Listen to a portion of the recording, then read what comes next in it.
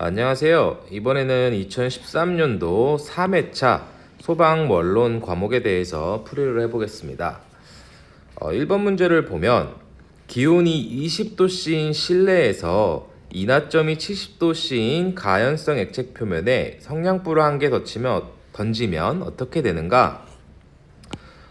일단 인하점이 뭔지를 아셔야 될 텐데 우리는 크게 0도부터 해볼까요? 그냥 여기 엄청 저온이라고 하고 이쪽으로 갈수록 온도가 올라간다고 했을 때 우리는 어떤 가연성 액체에서 일정 이상 온도가 되면 이 부분을 우리가 인하점이라고 하고 조금 더 오르면 연소점, 그리고 꽤 더 오르면 우리는 이거를 발화점이라고 합니다. 자, 일단 액체의 온도가 안 나와 있는데 기온이 20도라고 써 있으니까 액체의 온도는 20도라고 해볼게요. 지금 인하점이 70도이기 때문에 액체의 온도는 이거보다 작은 20도씨의 온도를 유지하고 있을 거예요. 근데 여기다 성냥불을 던지면 어떻게 되냐? 일단 답은 꺼집니다예요. 워낙 점화원이 작기 때문에 불이 붙지 않는다가 되는데, 여기서 이제 인하점, 연소점, 발화점을 아시려면 인하점은 뭐냐? 쉽게 생각하면 액체의 온도가 인하점보다 커야만, 또는 최소 인하점에 도달한 상태여야만 이 액체가 기화가 돼서 이제 가스를 품게 된다고 해야 될까요? 생성하게 되는 거예요. 그러면 가스가 생겨서 여기다 우리가 불이든 점화원을 붙여야 이제 불이 붙는 거거든요. 근데 이 액체가 20도씨이기 때문에 이 성냥을 넣었을 때 얘가 성냥 하나로 이 액체를 20도에서 70도까지 올릴 만큼의 액체 용량이 작으면 모르겠는데, 또는 특수한 성냥이라던가 일반적으로 우리가 어떤 통에다가 성냥을 던지면 그 안에 있는 거를 70도까지 다 올릴 수가 없죠. 그래서 그 전에 꺼지기 때문에 이 인하점보다 작은 온도에 있는 상태의 액체에다가 우리가 성냥을 넣었을 때는 그냥 불이 꺼지게 됩니다. 즉 인하점이라는 건 성냥이 아니죠. 점화원을 넣었을 때 불이 붙으려면 그 액체의 온도가 인하점 이상이 되어야 한다. 즉 인하점 이상일 때만 불이 붙는 거고요. 발화점이라는 건 발화점 이상의 온도가 액체가 도달을 하게 되면 아무것도 안 해도 그냥 불이 붙어버리는 거예요, 스스로. 우리는 그걸 반화점이라고 하고, 연소점은 시험에 좀 나오는지 모르겠는데 인하점에서 불이 붙었을 때 연소점 이상으로 금방 오르긴 하지만 연소점 이상이 되어야만 이 불이 지속적으로 우리가 불을 안 붙여도 그 연소 상태를 유지하게 되는 거고, 인하점은 불을 댔다가 바로 떼면 불이 붙었다 불이 꺼진다는 개념이죠. 근데 물론 실제 상황에서는 인하점에서 불이 붙는 순간 연소점을 그냥 초월하기 때문에 불을 거의 연소점에 대한 구분 개념이 없지만, 이게 실험을 통하면 이렇게 한 5도에서 10도 구간 정도의 차이를 통해서 연소가 지속될 수 있는 온도인지 없는 온도인지를 알아낼 수 있습니다. 그래서 중요한 거는 인하점 이상이 되어야만 액체의 온도가요, 점화원을 넣었을 때 불이 붙는다. 발화점은 점화원이 없어도 붙는다 라고 생각하시면 될 것 같습니다. 2번 문제를 보면 이산화탄소를 뿌렸을 때, 방사했을 때 산소의 최종 농도가 12%가 되게 하려면 상대적으로 방사된 이산화탄소의 농도는 얼마가 되어야 하는가? 어차피 공부하는 김에 우리는 좀 작게 썼네요. CO2, 이게 이산화탄소잖아요. 이산화탄소의 농도를 구하는 식이 있고, 좀 밑에다 해볼까요? 이산화탄소의 양, 즉 최적을 구하는 식이 두 가지가 있어요. 일단 이 식은 이산화탄소의 농도를 구해야 되는 식이기 때문에 이산화탄소의 농도는 어떻게 구하냐? 우리가 산소 중 볼륨 농도인 최적 농도죠. 볼륨 농도가 21%에서 우리가 목표하고자 하는 농도 여기서 12%니까 12%를 넣고 전체 기본 농도인 21%에서 곱하기 100%니까요. 을 해주시면 우리가 이산화탄소를 얼마나 뿌렸어야 산소 농도가 목표하고자 하는 이 12%에 도달할 수 있는지 알 수 있는데 이게 42.86%가 나옵니다. 하지만 만약에 이 문제에서 이산화탄소의 농도가 아닌 이산화탄소의 양을 구하고자 했다면 우리는 21 빼기 목표 농도 분해요. 이런 식으로 100을 곱할 필요가 있었나요? 제가 좀 가물가물한데 요식 제가 한번 최적을 곱해야죠. 100이 아니고 최적. 이렇게 최적을 곱해서 이산화탄소의 양을 구할 수 있고 또는 이 문제처럼 이산화탄소의 농도를 구할 수 있습니다. 즉 우리가 원하고자 하는 목표값은 산소 농도를 알고 있다면 이산화탄소의 양과 농도를 모두 구할 수 있게 되는 거겠죠. 이 문제에서 최적을 줬다면 양을 구할 가능성이 높을 거고 농도만 줬다면 CO2의 농도를 구하게 되겠죠.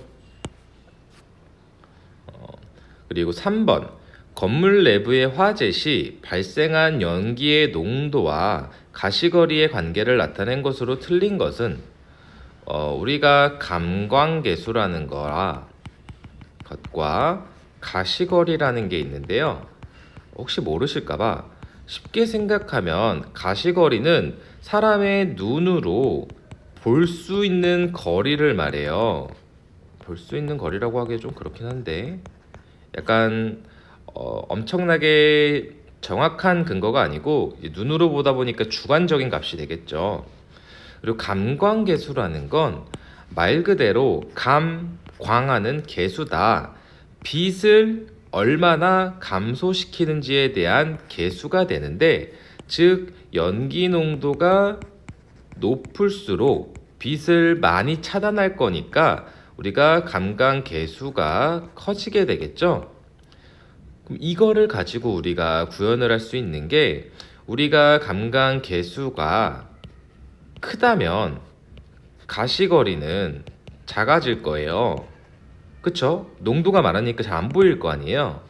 그럼 우리는 이걸 가지고 감광계수와 가시거리를 곱하면 이게 어떤 일정한 범위 이내에 들어오게 되는데 얘가 보통 이 감광계수가 10일 때 빼고는 대부분 다 1에서 3 범위 안에 들어오게 됩니다. 그래서 지금 이 문제에서 중요한 건 이 값이 되는 거죠. 어떻게 하시면 되냐면 0.1 곱하기 20에서 30을 하면 얘가 2에서 3이라는 값을 갖게 되고 0.3에서 10에 20을 곱하면 3 곱하기 6 3에서 는이죠. 또 1.0에서 1이면 얘의 값은 1의 2 10은 이거는 제가 그 범위를 벗어난다고 말씀을 드렸죠. 얘는 2에서 5 정도 나오겠네요. 그럼 제가 말씀드린 게 이 범위 안에 보편적으로 나온다고 말씀을 드렸고 이 감광계수 10일 때는 좀 예외가 되는데 그럼 얘는 예외고 얘네는 범위 안에 들어가고 이 감광계수가 0.3일 때만 지금 이 값을 초과하잖아요. 즉 2번이 틀린 답이 된다는 거죠. 연기의 농도와 빛이 감소되는 정도는 서로 비례하기 때문에 즉 빛이 감소되는 정도는 우리가 볼 수 있는 거리와 반비례하잖아요. 그래서 이런 식이 성립이 되게 되고 다 곱했을 때 1에서 3 범위 안에 들어오는구나 를 확인해 주시면 좀 쉽게 풀 수 있는 문제입니다. 그리고 가스 A 가스가 있고 얘가 40%가 있습니다. 또 연소의 하한계는 우리가 LFL이라고 해서 불이 붙는 최소한의 농도라고 생각을 해주시면 돼요. 얘는 4.9 볼륨 퍼센트다. 오타가 있네요. 그리고 두 번째 빛가스는 양이 60%고 연소의 하한계가 4.15%다.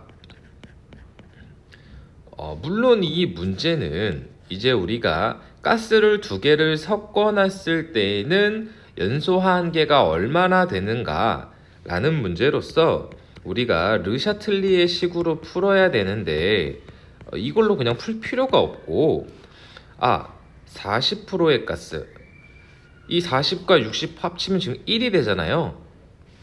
100%잖아요 이게. 그러면 우리가 전체 중에 연소 한계가 4.9%인 애는 40%를 가지고 있고, 또 연소 한계가 4.15%인 애는 60%가 섞여 있구나, 이렇게 구하시면 그냥 바로 답이 나오거든요. 이게 4.42%로 그냥 각각의 분율을, 각각 연소 한계를 곱해 주시면 좀 더 쉽게 편하게 풀 수 있습니다. 다음 중 인하점의 가장 낮은 물질은 어떤 것인가? 사실 제 기억이 맞다면 일단 답은 디에틸 에테르인데, 아이고 넘겼네요. 잘 모르잖아요 명칭들이. 근데 보통 디에틸 에테르가 나오면 그 문제는 그냥 디에틸 에테르가 답인 경우가 많이 있습니다. 뭐 굳이 궁금하시다면 메틸 에틸 케톤은 마이너스 9도씨고 인하점이요, 벤젠은 마이너스 11도씨, 에탄올은 13도씨, 디에틸 에테르는 마이너스 45도씨가 됩니다. 이건 그냥 암기 문제이기 때문에 물질 특성이니까 제가 따로 설명해 드릴 게 없네요. 그리고 공기 중 산소를 필요로 하지 않고 물질 자체에 포함되어 있는 산소에 의하여 연소하는 것은, 즉 이래나 저래나 우리는 연소를 일으키려면 산소가, 그러니까 지속되려면 산소를 필요로 하는데, 우리가 어떠한 이렇게 물질이 있을 때 얘를 불을 끄기 위한 방법으로 희석소와 제거소와 화학적 소와 다 많잖아요. 근데 산소를 필요하지 않고 물질 자체에 지가 산소를 가지고 있어서 얘는 이렇게 알코올 뚜껑 닫듯이 포를 덮어도 계속 불나는 놈이 있다는 거죠. 어떻게? 자기가 스스로 산소를 가지고 있어서 얘는 외부의 산소에 의존하지 않고도 연소를 한다는 게 자기연소라고 합니다. 확산연소를 또 보면 이걸 어떻게 해야 될까요? 쉽게 하려면 우리가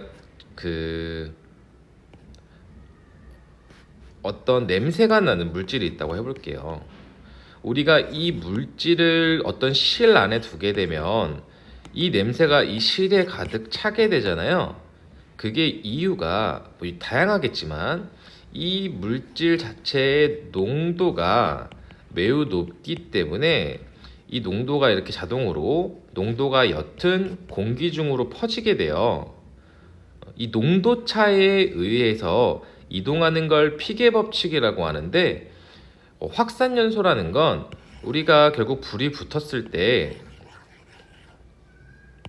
이렇게 지금 반응대를 보면 이렇게 하면 어려우실 것 같고, 초를 둬서 이 옆부분을 이렇게 확대해 보면 불꽃이 이렇게 있을 거고 산소가 이렇게 들어올 거 아니에요. 그리고 연료가 초에서 이 심지에서 이렇게 증발하고 있는 거죠. 우리가 불이 붙는 순간 이 연료와 산소가 만나서 쉽게 CO2와 H2O 등 또 CO 이런 연소 생성물로 변환이 될 텐데, 즉 이 부분에서의 산소 농도가 떨어지니까 산소는 이쪽으로 이동하게 되고 연료도 타서 없어졌으니까 연료도 이렇게 서로 이 반응대로 끌려 들어오는 것, 농도 차이에 의해서 이거를 확산연소라고 하고, 설명하기 좀 어려운 것 같네요. 분해연소는 쉽게 생각하면 우리가 증발연소가 있고 분해연소가 있는데, 예를 들어서 얘는 AB라는 물질이 있다고 할게요. 고체예요. 얘를 불태우면 얘가 점점 상변화를 해서 액체를 지나 AB라는 기체가 돼서 여기가 이 자체가 타는 게 우리는 증발연소가 되는 거고, 고체, 액체, 기체. 분해연소는 고체일 때는 AB라는 놈이었는데, CD로 할까요? CD였는데 얘가 불을 붙였더니 C라는 놈과 D라는 놈이 분리가 돼서 얘네가 이렇게 타버리는 거예요. 이거를 우리는 분해연소라고 하는 거죠. 표면연소는 그냥 숯이라고 생각해 주시면 되고, 그래서 정답은 3번이 되겠습니다. 이렇게 들으면 좀 제가 잘 설명을 못한 것 같네요. 니트로셀룰로스에 대한 설명으로 잘못된 것은, 우리가 잘 몰라도 일단 알아야 되는 건, 거의 모든 물질들은 니트로가 들어가면 그냥 폭발물이라고 생각해 주시면 돼요. 자, 액체 폭탄도 물론 있지만 니트로가 다이너마이트 생각하시면 되죠. 고체일 거고, 다이너마이트 화약이죠. 화약이고, 우리가 이제 지라도와 물을 첨가해서 운반하는지에 대해서 알아야 되는데, 우선 답은 지라도가 높을수록 위험이 맞죠? 네. 높을수록 위험이 크기 때문에 이게 답이 1번이 됩니다. 우리가 제가 시기 정확히 기억이 안 나는데 대충 한 이런 정도의 시기 됐었는데 약간 다릅니다. 우리가 니트로 땡땡땡땡이라고 하는 화합물들은 다 이 질소를 포함하고 있어요. 일반적으로 우리가 질소가 안 위험한 걸로 이제 공부를 하는데, 니트로 화합물에서는 질소와 산소가 합쳐진 이 질산화물들이 폭발을 하는 거거든요.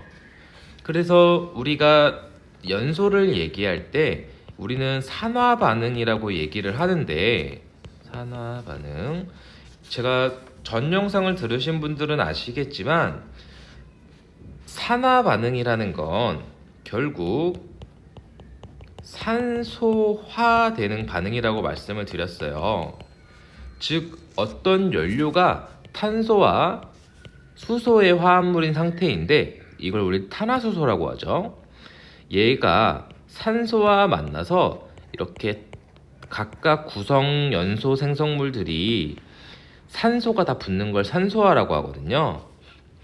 근데 지금 보시게 되면 셀룰로스는 얘가 지금 질소화돼 있잖아요. 정확히 말하면 질산화돼 있는 거죠. 이 질화도라는 건 이 어떤 특정 물질에 질소를 얼마나 포함하고 있냐를 보는 건데, 얘는 질소와 산소의 반응 농도에 따라서 폭발성이 커지고 작고 하기 때문에 얘는 질화도가 높을수록 위험도가 커지게 됩니다. 그럼 물을 첨가하여 습윤하는 건 뭐냐?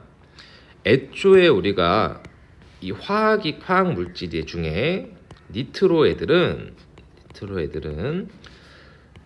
건조할수록 폭발이 잘 나요. 그래서 이제 물에 담궈서 20% 이상의 습윤시켜서 운반을 하게 되는 겁니다. 이거 말을 처음에 보면 굉장히 어려운데요. 우리가 보통 땡화 반응, 땡화화, 땡화도 이러면 질화도면 질산화, 질소화 반응 이런 식으로 되는 거고, 산소라면 산화 반응은 산소화 반응했다는 거고, 또는 뭐 산화도가 높다 하면 산소를 많이 포함하고 있다. 산화됐다, 산소화됐다. 이런 식으로 쉽게 보시면 됩니다. 할론 2402의 화학식은 무엇인가? 이것도 들어보셨던 분들은 이미 알고 계시겠지만 우리가 할론 소화약제에서 요 뒤에 붙는 약제의 숫자 같은 경우에는 탄소, 플루오딘, 염소, 브로민이라고 부르나요? 요즘에 요거의 개수에 대한 거예요. 즉 240이라는 건 탄소가 2개, 불소가 2개, 염소가 없고 브롬이 2개인 걸로써 탄소 2개, 불소 4개, 브롬이 2개인 애가 되겠네요. 그럼 여기 답이 있네요.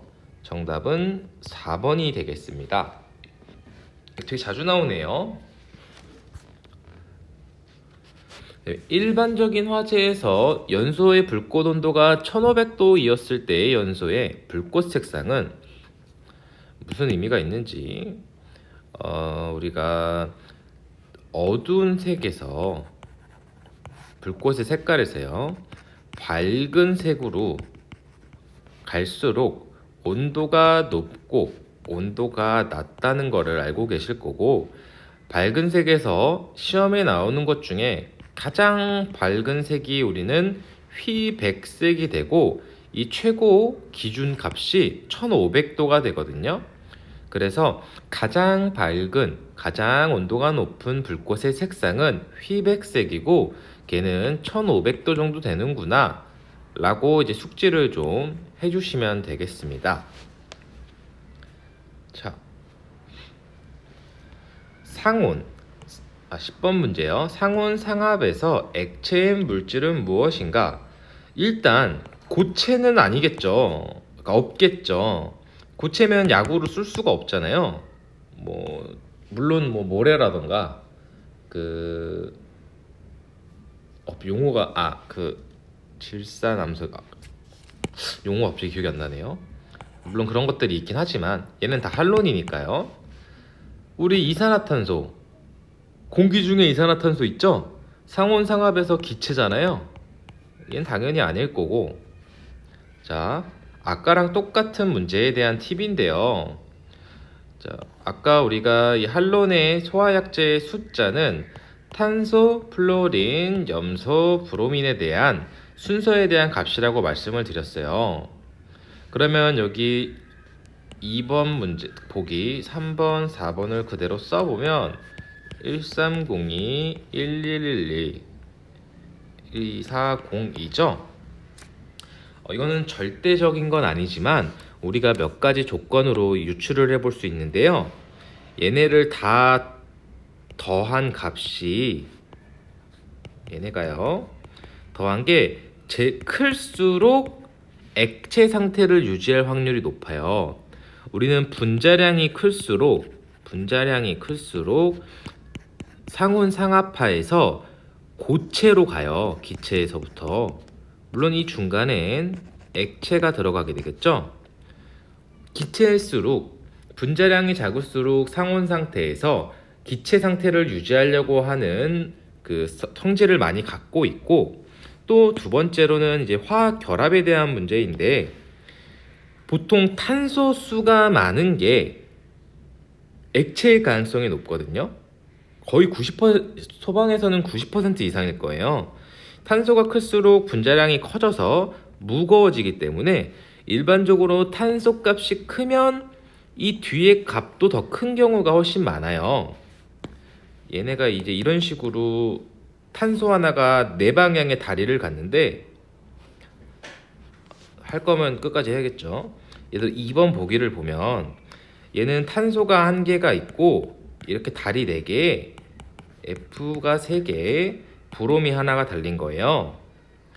그러면 3번 문제를 보면 탄소가 하나에 F가 2개, CL이 2개 이런 식으로 구성이 된 거고요. 순서는 다를 수도 있고요. 이 4번 문제를 보면 얘는 탄소가 2개잖아요. 그래서 탄소가 이렇게 2개가 되고 F BR. 이거 CLCL이 아니네요. CLBL이네요.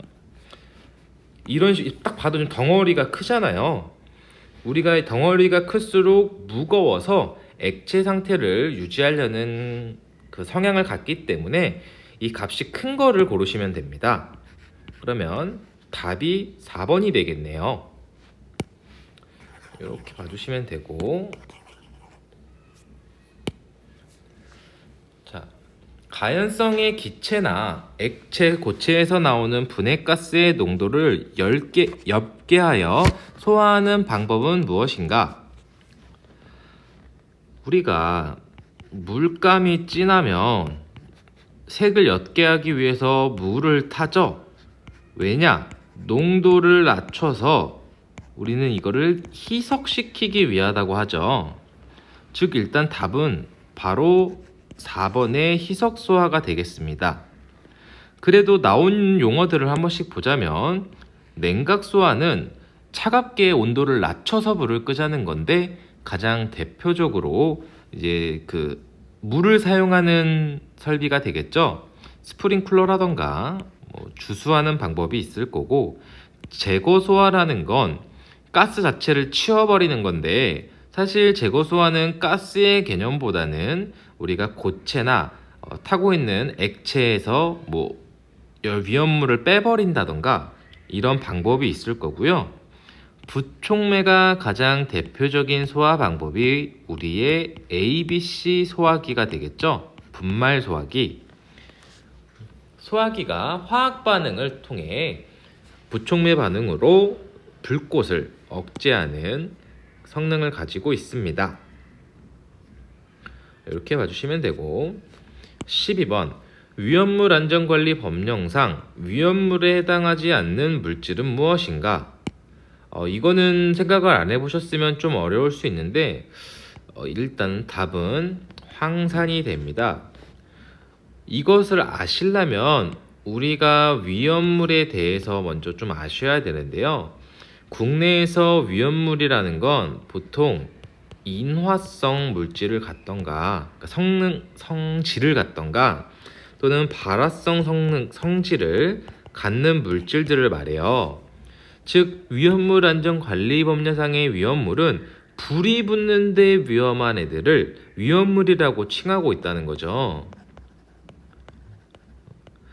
산소, 물론 다 산이 들어가 있긴 하지만 우리가 잘 몰라도 보통 황산이라는 건 황을 포함하고 있어서 사람한테 무지해롭고 부식도 무지시키지만, 황산이 폭발했다는 얘기는 들어보신 적이 거의 없을 거예요. 왜냐면 얘는 폭발물이 아니기 때문에 얘는 독극물이 보통 되거든요. 유독물질이 되죠. 독극물이라기보다 유독물질.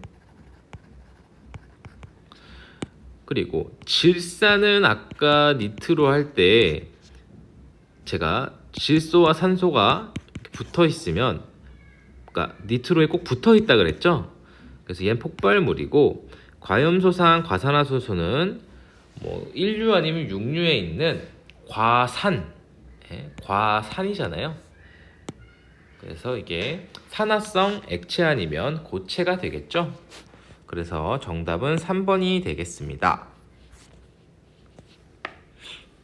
13번 문제. 소화의 원리로 가장 거리가 먼 것은 불이 붙어 있는데 그 물질을 제거해 버린다. 아주 잘 꺼질 거고요. 불연성 가스의 공기 중 농도를 높인다. 불연성 가스라는 말을 쓰나요? 불활성 가스라고 써야 될 것 같은데, 일단 타지 않는 가스를 농도를 높여버리면 당연히 불이 꺼질 거고요.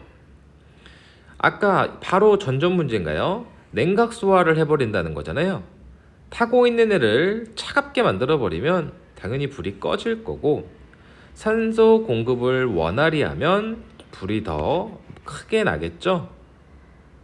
이런 거 문제를 좀 꼼꼼히 읽어야 실수를 안 하시겠죠.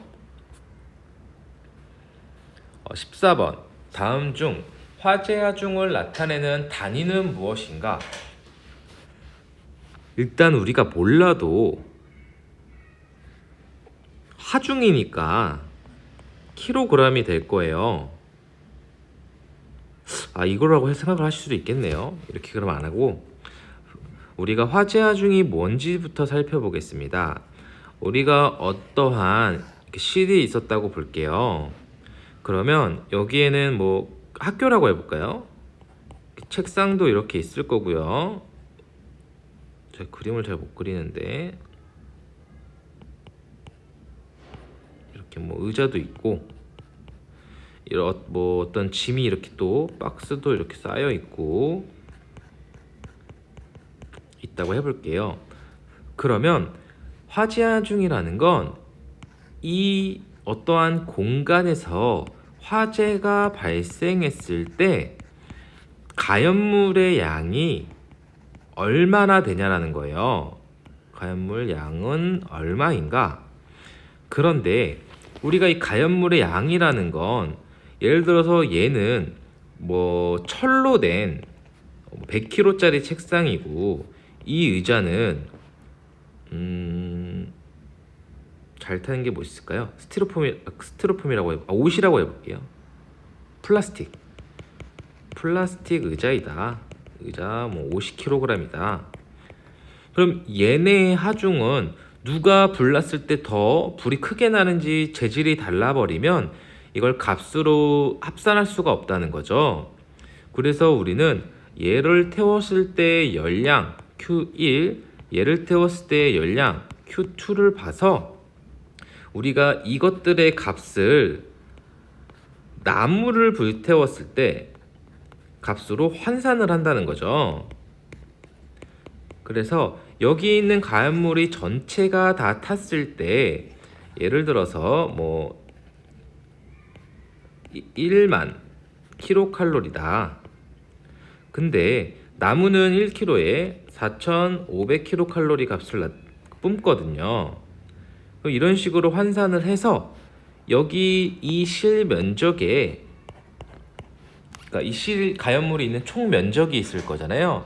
이거에 환산한 어떠한 열량을 면적으로 나눠서 이 실을 이렇게 쪼갰을 때 단위 면적당 탈 수 있는 가연물의 양은 얼마이다라는 게 화재 하중이 되는 거예요.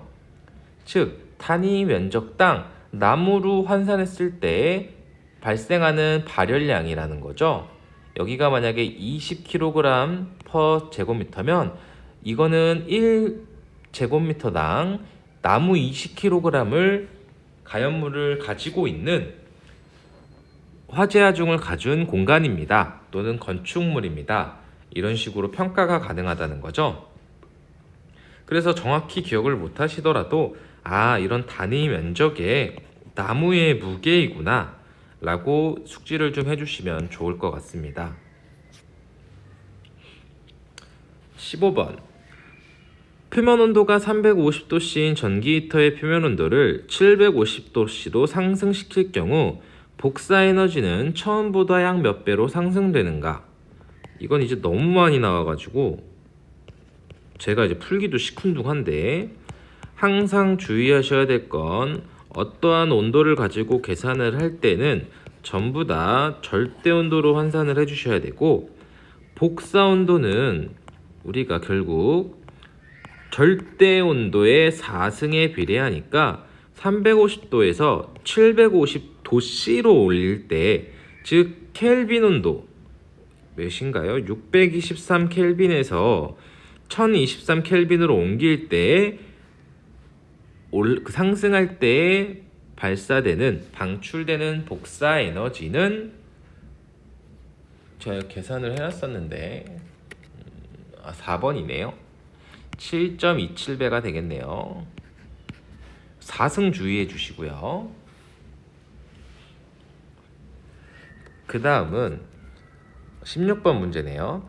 건축물에서 주요 구조부가 아닌 것은 항상 말씀드리지만 주요 구조부라는 건 말 그대로 매우 중요한 구조부가 됩니다.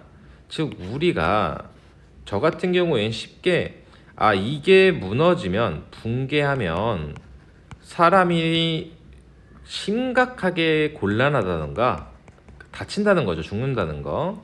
또는 피난이 불가능하겠구나. 이런 거를 이제 주요 구조부라고 숙지를 하고 있으면 우리 기둥 무너지면 건물 무너지는 거고, 내력벽은 사실 기둥을 대신하는 애니까 얘도 마찬가지고, 계단이 없으면 피난이 불가능하고, 그럼 차양은 뭐 무너지던지 말던지죠. 그래서 얘는 아주 간단하게 답을 산출해낼 수 있습니다.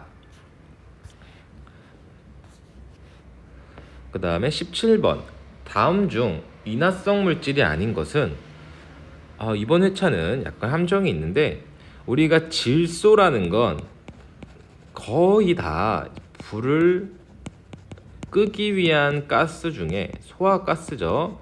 기초가 되는 가스가 질소예요.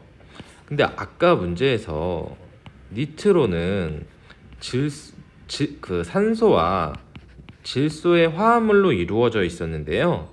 질소가 산소랑 결합되어 있으면 폭발성을 갖는 성질을 갖는데, 일반적으로 우리가 숙지해 줘야 될 소화가스, 즉 불활성 가스는 이 가스들은 이제 아니라는 거죠. 질소, 이산화탄소, 아르곤, 또 뭐가 있었을까요?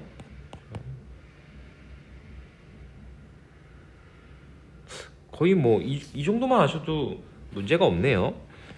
이 세 개는 다 불을 끄기 위한 애들이어가지고 얘가 인화성 물질로 볼 수가 없게 됩니다. 그래서 얘네가 뭔지 몰라도 상관이 없는 거죠. 그래서 정답은 2번이 되겠습니다. 제가 이 얘기를 왜 드렸냐면, 아까 앞에서 질소가 위험한 거였는데 여기서 인화성 물질이 아닌 것을 질소를 넣어버리니까 혼돈이 있으실 수 있을 것 같아서 말씀을 드렸습니다. 18번, 건물의 피난동선에 대한 설명으로 옳지 않은 것은, 피난동선은 가급적 단순한 형태가 좋다. 너무나 당연한 얘기입니다. 2번, 피난동선은 가급적 상호 반대 방향으로 다수의 출구와 연결되는 것이 좋다. 우리가 건물이 이렇게 있으면 이쪽에 출입구, 이쪽에 출입구, 피난이 다 다른 방향으로 이렇게 되는 게 좋은 거지, 건물이 큰데 출입구가 여기만 있으면 여기 불나거나 하면 피난에 어려움이 많이 있겠죠. 그래서 다수의 출구와 상호 반대 방향으로 연결되는 것이 매우 중요하고 맞는 얘기입니다. 그리고 피난동선은 수평동선과 수직동선으로 구분이 된다. 요즘은 건물들이 다 높으니까 예를 들어 코엑스 이런 거 가보시면 내려오는데 한참 걸리고, 잘 안 가보신 분들은 건물 바깥으로 나가는데도 한참 걸리죠. 즉 건물을 내려오거나 지하에서 올라오는 걸 우리가 수직동선이라고 하고, 그 부분에서 건물 바깥으로의 출구까지 이동해야 되는 것, 그게 우리가 수평동선이 되겠죠. 또는 해당 층에서 계단실까지 이동하는 것도 수평동선이 될 거고요. 구분이 되고 있습니다. 그리고 피난동선은 복도 계단을 제외한 엘리베이터와 같은 피난 전용의 통해 구조를 말한다. 아니죠. 저희가 물론 초고층 건축물 같은 경우에는 피난용 승강기로 그 피난을 하기 위한 전용 승강기가 있긴 하지만, 일반적인 건물은 다 저희가 교육을 받거나 말씀을 드릴 때 엘리베이터를 절대 사용하지 마시고 계단으로 이동을 부탁드린다고 교육을 받잖아요. 그래서 복도와 계단이 우선적인 피난 경로가 되는 것이고, 이제 엘리베이터 같은 거는 부득이하면 어쩔 수 없겠지만 사용하지 않는 것이 맞는 거죠. 그래서 답은 4번이 되겠습니다. 화재의 분류에서 C급 화재에 해당되는 건, C급이면 그냥 전기죠. 우리가 일반적인 화재를 A급, 얘는 타고 난 다음에 재가 남는 애들을 A급이라 그러고, 유류 화재는 우리가 B급 화재라 그러고, 타고 난 다음에 재가 남지 않는 화재를 말하고요. 차량 화재는 지금 규정을 안 하고 있는 걸로 알고 있는데, 실제로 차량 화재는 A급, B급, C급이 다 들어간 화재입니다. 왜냐면 재가 남는 시트라던가 뭐 차 내부 인테리어 많죠. 또 이게 기름차라면 얘가 그 달릴 연료를 가지고 있을 테니까 유류도 포함을 하고 있을 거고, 또 이게 전기차가 아니더라도 이 차를 시동을 걸기 위한 배터리도 있을 거기 때문에 C급 화재도 되는 거죠. 그래서 차량 화재가 달릴은 거의 없을 거고, 정답은 1번 전기 화재가 C급 화재가 되겠습니다. 소화약재로서 물 1g이 1기압 100도씨에서 모두 증기로 변할 때 열의 흡수량은 몇 칼로리인가? 우리는 열의 변화량이 현열과 자멸로 구분을 짓는데요. 어디서는 현열을 가멸이라고도 하고, 이 두 개를 합한 걸 우리는 전열이라고 합니다. 현열은 어떠한 물질의 온도를 올리기 위해 필요로 하는 열량이라고 생각을 해주시면 되고, 자멸은 어떠한 애가 온도는 변화가 없고 얘가 상변화를 하기 위한 필요로 하는 열량이라고 생각을 해주시면 됩니다. 즉 우리가 물이라는 건 100도씨가 되면 100도씨인 물이 있을 거고 100도씨인 증기가 있을 거예요. 이게 수증기죠. 그러면 어떻게 두 가지가 공존을 하냐? 물이 100도씨가 됐을 때 100도씨의 수증기가 되려고 하면 이 어떠한 만큼의 열량을 더 투입을 해줘야 된다는 거예요. 물이 그램마다 또는 킬로그램마다 투입을 해줘야겠죠. 그 양이 얼마냐? 539라고 하는 100도씨의 물에서 100도씨의 수증기가 되기 위해 투입하여야 되는 열량이 X는 우리가 539 칼로리 퍼 그램이던가 킬로칼로리 퍼 킬로그램이 되겠습니다. 이건 기사 시험이든 기술사 시험이든 너무 많이 나오는 수치이기 때문에 반드시 숙지해 주셨으면 좋겠습니다. 그래서 정답은 3번이 되겠습니다. 오늘도 수고하셨습니다.